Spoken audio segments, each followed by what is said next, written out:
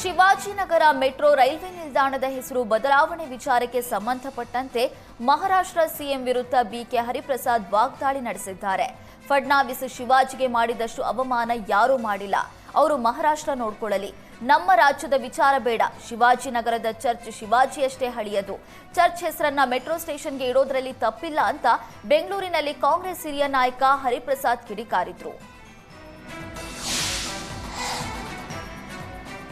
ಬಳ್ಳಾರಿಯಲ್ಲಿ ಸೈಬರ್ ಅಪರಾಧದಿಂದ ಕೋಟ್ಯಾಂತರ ರೂಪಾಯಿ ವಂಚನೆಯಾಗಿದೆ ಅಂತ ಸೈಬರ್ ಅಪರಾಧ ಡಿವೈಎಸ್ಪಿ ಸಂತೋಷ್ ಚೌಹಾಣ್ ಹೇಳಿದರು.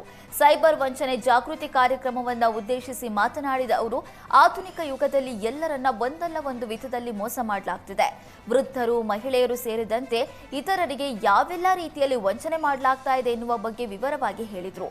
ನಕಲಿ ಒಟಿಪಿ ವಂಚನೆ, ಫಿಶಿಂಗ್ ವಂಚನೆ, ಡಿಜಿಟಲ್ ಬಂಧನ, ಹಣಕಾಸು ಸಾಲ ವಂಚನೆ, ಪಿಂಚಣಿ ವಂಚನೆ ಮತ್ತು ಇತರೆ ವಂಚನೆಗಳ ಬಗ್ಗೆ ಜಾಗೃತರಾಗಿರುವಂತೆ ಸಲಹೆ ನೀಡಿದರು. ಸಿಲಿಕಾನ್ ಸಿಟಿ ಬೆಂಗಳೂರಲ್ಲಿ ಜೆಸಿಬಿಗಳು ಘರ್ಜಿಸಿವೆ. ಆನೇಕಲ್ನ ದೊಡ್ಡನಾಗಮಂಗಲ ಗ್ರಾಮದಲ್ಲಿ ಮನೆಗಳ ತೆರವಿನಿಂದ ಭಾರಿ ಹೈಡ್ರಾಮವೇ ನಡೆದಿದೆ.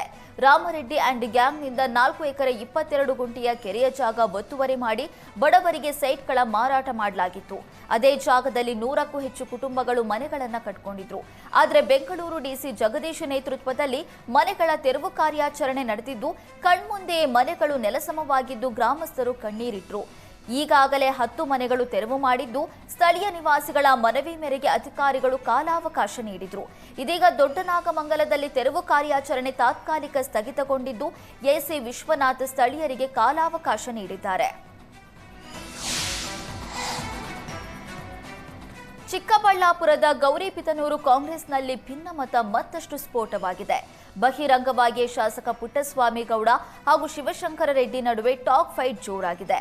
ದಂಡಿಗಾನಹಳ್ಳಿ ಕೆರೆಯಿಂದ ಗೌರಿಬಿದನೂರು ನಗರಕ್ಕೆ ನೀರು ತರುವುದಕ್ಕೆ ರೈತರ ವಿರೋಧ ವ್ಯಕ್ತವಾಗ್ತಾ ಇದ್ದು, ರೈತರ ಪ್ರತಿಭಟನೆಯಲ್ಲಿ ಭಾಗಿಯಾಗಿದ್ದ ಮಾಜಿ ಶಾಸಕ ಶಿವಶಂಕರ ರೆಡ್ಡಿಗೆ ಕೃಪಾಪೋಷಿತ ನಾಟಕ ಮಂಡಳಿ ಅಂತ ಪುಟ್ಟಸ್ವಾಮಿ ಗೌಡ ವ್ಯಂಗ್ಯವಾಡಿದ್ರು. ಪುಟ್ಟಸ್ವಾಮಿ ಗೌಡ ಹೇಳಿಕೆಗೆ ಶಿವಶಂಕರ ರೆಡ್ಡಿ ತಿರುಗೇಟು ನೀಡಿದ್ರು. ನೀವು ಸೋಲಾರ್ ಕಬ್ಜಾ ಮಂಡಳಿ, ಭೂಮಾಫಿಯಾ ಗಿರಾಕಿಗಳು ಅಂತ ಟಕ್ಕರ್ ಕೊಟ್ಟಿದ್ದಾರೆ. ವಿಧಾನಸಭಾ ಚುನಾವಣೆಯ ಬಳಿಕ ಹಾವು ಮುಂಗುಸಿಯಂತೆ ಇದ್ದ ನಾಯಕರು ಈಗ ಬಹಿರಂಗವಾಗಿಯೇ ಮಾತಿನ ಸಮರಕ್ಕೆ ಇಳಿದಿದ್ದಾರೆ.